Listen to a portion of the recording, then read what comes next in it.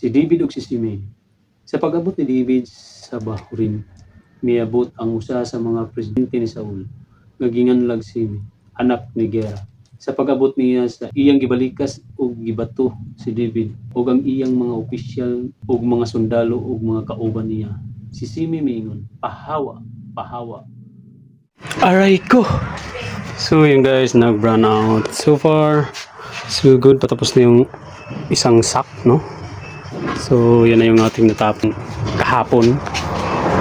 At saka ito pa yung ngayong araw, no? Maaga pa. So run out, stop work muna.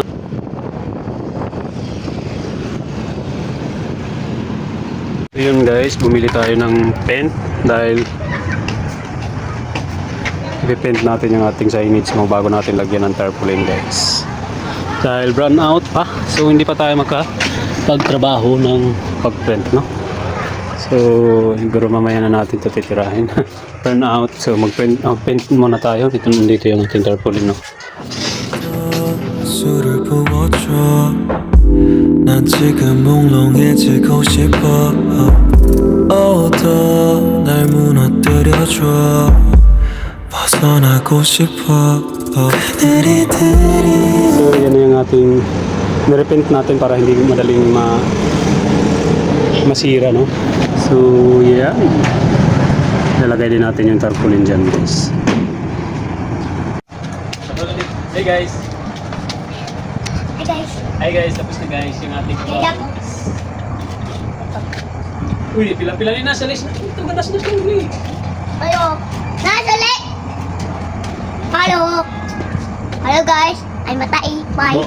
It's a good day, no? So konting recap lang tayo sa ating trade this week, no? So we are lost, no? So 2 wins at 3 lose tayo. Total loss natin this week is 72. So yung ating balance na lang is 133, no? At nag-withdraw tayo ng Friday ng $100 sa ating deposit na 30. So yung nung Monday guys ay goods naman yung ating Monday, no? Nagkaroon tayo ng panalo. Yung mga trades lang natin, wala tayong mga journal dahil yung mga scalping yung ginagawa natin sa ngayon, no? Dahil gusto kong matuto, no? Madaling matuto sa, lalo na dito sa ating chart, no? Yan. So yan yung ginagawa natin.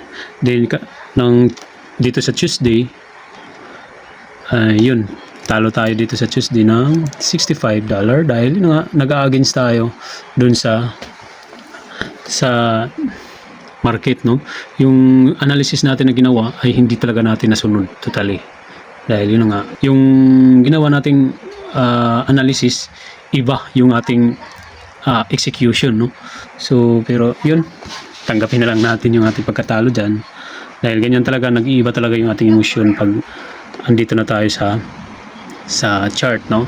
So, hopefully yan yung mamanage natin na magkaroon tayo ng tunay, no, or serious na ating disiplina talaga.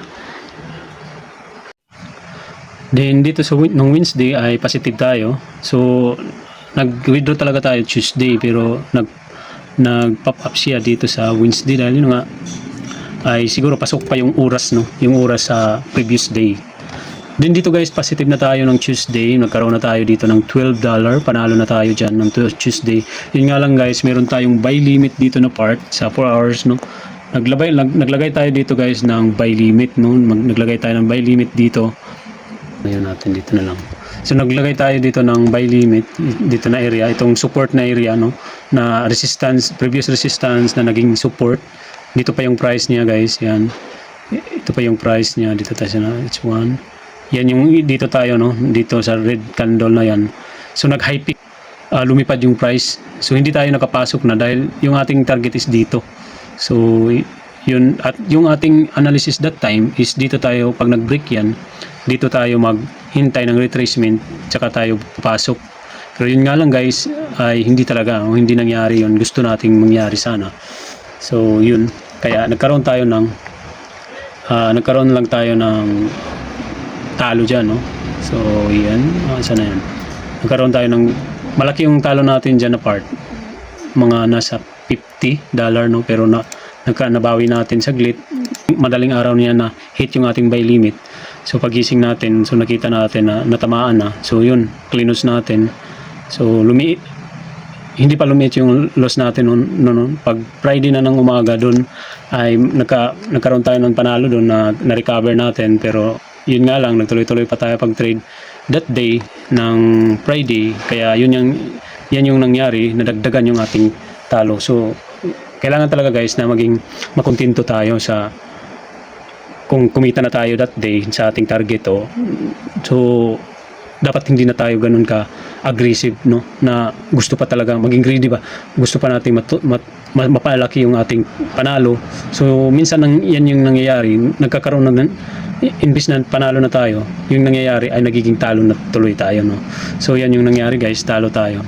So almost wipe out tayo nung Friday guys, nagkaroon na lang tayo ng $19. So pagkagabi New York session ay nagkaroon tayo ng isang trade na nagkaroon tayo ng panalo, no. So yun, kaya bumalik yung ng 33 yung ating balance.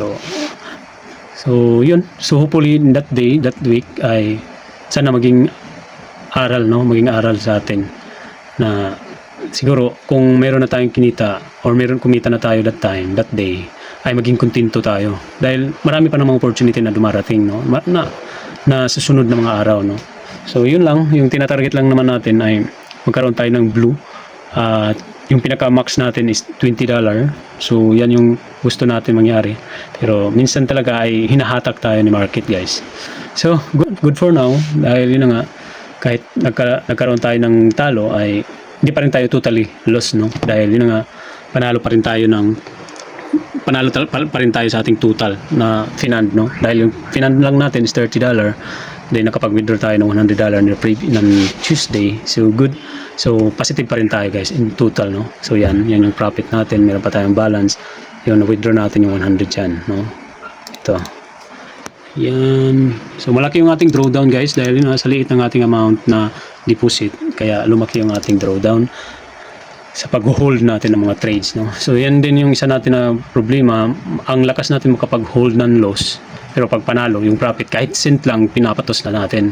So, dapat hindi ganun, no?